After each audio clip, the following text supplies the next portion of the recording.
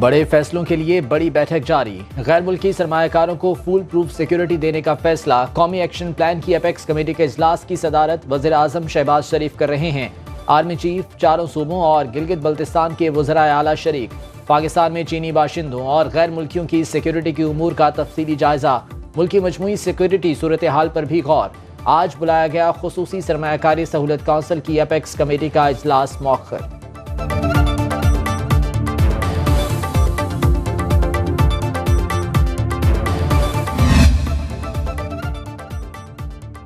وزیر اعظم شہباز شریف کا PWD کی بندش کا حکم۔ اسٹیبلشمنٹ ڈویژن نے ادارے کو بند کرنے کے حوالے سے سمری تیار کر لی۔ اسٹیبلشمنٹ ڈویژن کی سمری کی کاپی سنو نیوز نے حاصل کر لی۔ ملازمین کو سول سرونٹ کو سرپلس پول میں ڈالا جائے گا۔ اسٹیبلشمنٹ ڈویژن نے سمری وزارت ہاؤسنگ کو ارسال کر دی۔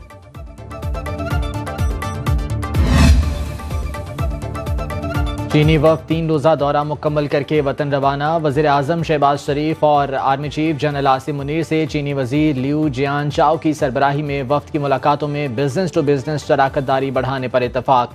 چینی وزیر نے کہا کہ سی پیک فیز 2 پر عمل درآمد کے لیے تیار ہیں، پاکستان کی اقتصادی ترقی کے لیے حمایت جاری رکھیں گے۔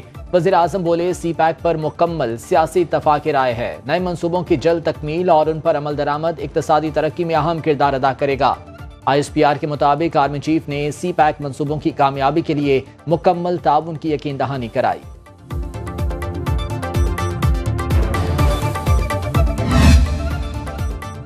وفاقی وزیر داخلہ محسن نقوی کی زیر صدارت اہم اجلاس، غیر ملکیوں اور چینی شہریوں کی حفاظت کے لیے اقدامات کا جائزہ، ملکی سیکیورٹی کی مجموعی صورتحال پر بھی غور کیا گیا۔ محسن نقوی کا کہنا ہے وضع کردہ پلان کے تحت ہر سطح پر باقاعدہ مانیٹرنگ کی جائے، سیکیورٹی پلان پر کسی قسم کی غفلت کی گنجائش نہیں۔ محسن نقوی کو سیکیورٹی پلان اور مجموعی صورتحال پر بریفنگ دی گئی۔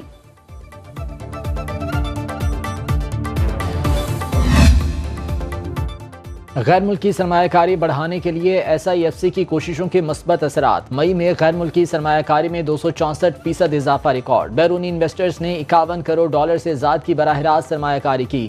رواں مالی سال کے 11 ماہ میں غیر ملکی سرمایہ کاری کا حجم $1 ارب 17 کروڑ سے تجاوز کر گیا۔ چین پاکستان میں سب سے بڑا غیر ملکی سرمایہ کار رہا، ہانگ کانگ دوسرے، برطانیہ تیسرے اور امریکہ چوتھے نمبر پر رہا۔ اسٹیٹ بینک نے اعداد و شمار جاری کر دیے۔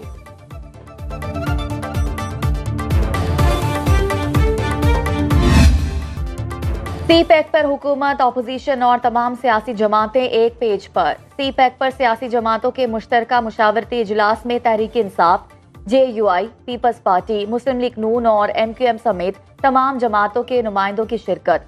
سی پیک کو قومی منصوبہ قرار دیتے ہوئے مکمل تعاون اور حمایت کا اعادہ۔ بیرسٹر علی ظفر نے کہا کہ چین سے دوستی ہماری خارجہ پالیسی کا اہم ستون، چین سے دوستی کو بہت زیادہ اہمیت حاصل ہے۔ امید ہے سی پیک پر کام کی رفتار مزید تیز ہوگی۔ فضل الرحمان نے کہا کہ سی پیک پر پاکستان میں قومی اتفاق رائے پایا جاتا ہے۔ نائب وزیر اعظم اسحاق ڈار کا سیاسی قیادت سے اظہار تشکر۔ اسپیکر قومی اسمبلی سردار ایاز صادق سے پیپلز پارٹی کے وفد کی ملاقات۔ وفد میں خورشید شاہ، نوید قمر، اعجاز جاکھرانی اور ڈپٹی اسپیکر غلام مصطفیٰ شاہ شریک ہوئے۔ ذرائع کے مطابق ملاقات میں پیپلز پارٹی اور نون لیگ کے درمیان مذاکرات میں پیش رفت کا جائزہ لیا گیا۔ تمام حل طلب امور کو افہام و تفہیم سے حل کرنے پر اتفاق کیا گیا۔ باقاعدہ بیٹھک آج قومی ایکشن پلان کی اپیکس کمیٹی کے اجلاس کے بعد ہوگی۔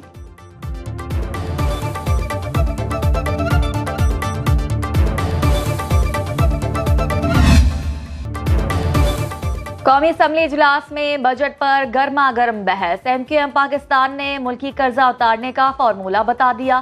کہا سیاستدان 1000 ارب روپے خود جمع کرا کے عوام کے لیے مثال بنے۔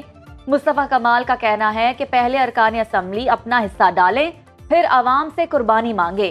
اپوزیشن لیڈر عمر ایوب کا کہنا ہے کہ پاکستان کی سالمیت کے لیے سب کو مل کر کام کرنا ہوگا۔ سی پیک منصوبہ ملکی معیشت کے لیے بہت اہم ہے۔ صوبوں کے بجٹ سے متعلق وفاقی حکومت جھوٹ بول رہی ہے۔ پاکستانی معیشت کو غیر ملکی قرضوں کے باعث مشکلات کا سامنا ہے۔ سلیم مانڈوی والا کی زیر صدارت سینٹ کی قائمہ کمیٹی برائے خزانہ کا اجلاس۔ فاروق ایچ نائک نے کہا کہ وقت آ رہا ہے کہ قبر کی زمین پر بھی ٹیکس عائد ہوگا۔ یہ پاکستان کا نہیں IMF کا بجٹ ہے۔ سینیٹر انوشا رحمان بولی، ہم دودھ اور اسٹیشنری پر ٹیکس عائد کرنے کی حمایت نہیں کرتے۔ FPR حکام کا کہنا ہے کہ افغانستان سے درآمد شدہ سبزیوں اور پھلوں پر 18% سیلز ٹیکس عائد کرنے کی تجویز ہے۔ ڈبہ دودھ اور اسٹیشنری پر ریلیف سے ٹیکس وصولی میں 107 ارب روپے کمی ہوگی۔ IMF نے تمام استثناء ختم کرنے کا مطالبہ کیا۔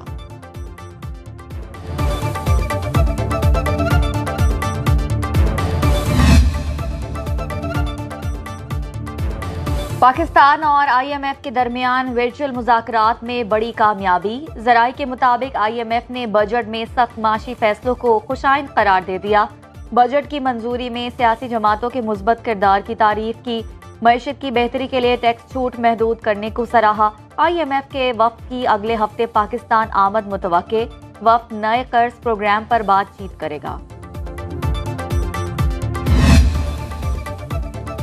مئی میں غیر ملکی ادائیگیوں کا توازن ریڈ زون میں چلا گیا۔ اسٹیٹ بینک کے مطابق مئی میں کرنٹ اکاؤنٹ خسارہ 27 کروڑ ڈالر سے زائد رہا۔ رواں مالی سال کے 11 ماہ میں بیرونی ادائیگیوں میں 46 کروڑ 40 لاکھ ڈالرز کا خسارہ ہوا۔ امپورٹس پر عائد پابندیاں نرم ہونے سے کرنٹ اکاؤنٹ خسارے کا شکار ہوا۔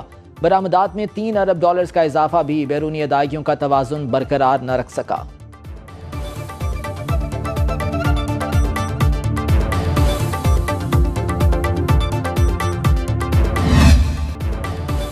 سبزیوں کی قیمتوں میں ہوش و با اضافہ۔ سبزیاں بھی اب غریب کی پہنچ سے دور۔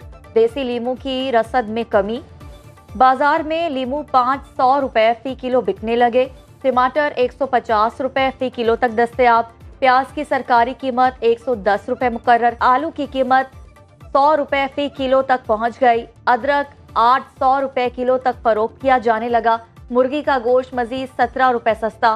فی کلو سرکاری قیمت 438 روپے رہ گئی۔ اسٹاک ایکسچینج کا ایک اور تاریخی کاروباری ہفتہ۔ 100 انڈیکس میں 2100 سے زائد پوائنٹس کا غیر معمولی اضافہ۔ سرمایہ کاروں نے 231 ارب روپے منافع کمایا۔ ٹریڈنگ کے دوران 100 انڈیکس نے 80,000 کا سنگ میل عبور کیا۔ اختتام پر انڈیکس 78,810 پر بند ہوا۔ غیر ملکی سرمایہ کاروں نے 1 کروڑ 80 لاکھ ڈالرز مالیت کے حصص خریدے اور 1 کروڑ 74 لاکھ ڈالرز کا مال فروخت کیا۔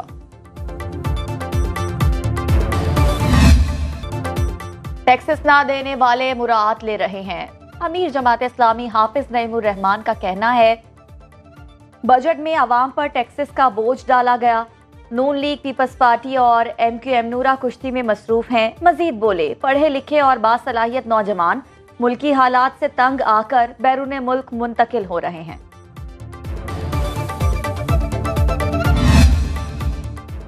وزیر خزانہ بلوچستان میر شعیب نوشروانی کا کہنا ہے کہ آئندہ مالی سال کے بجٹ کے اخراجات کا کل تخمینہ 930 ارب روپے ہے۔ کوئٹہ میں دیگر وزراء کے ساتھ پوسٹ بجٹ پریس کانفرنس کرتے ہوئے انہوں نے مزید کہا کہ ترقیاتی بجٹ کا کل حجم 321 ارب روپے ہے۔ وفاقی ترقیاتی منصوبوں کا حصہ 73 ارب 20 کروڑ روپے اور صوبائی PSTP کا مجموعی حصہ 219 ارب 50 کروڑ روپے ہے۔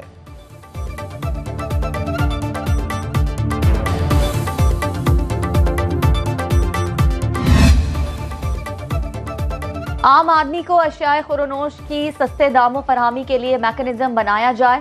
وزیر اعلیٰ پنجاب مریم نواز کی زیر صدارت خصوصی اجلاس۔ عید الاضحیٰ اور دیگر انتظامی امور کے حوالے سے مجموعی کارکردگی کا جائزہ لیا گیا۔ وزیر اعلیٰ نے عید پر عمدہ کارکردگی پر ڈپٹی کمشنرز اور ان کی ٹیموں کو سراہا۔ انتظامیہ اور اہلکاروں نے اپنے فرائض بخوبی انجام دیے۔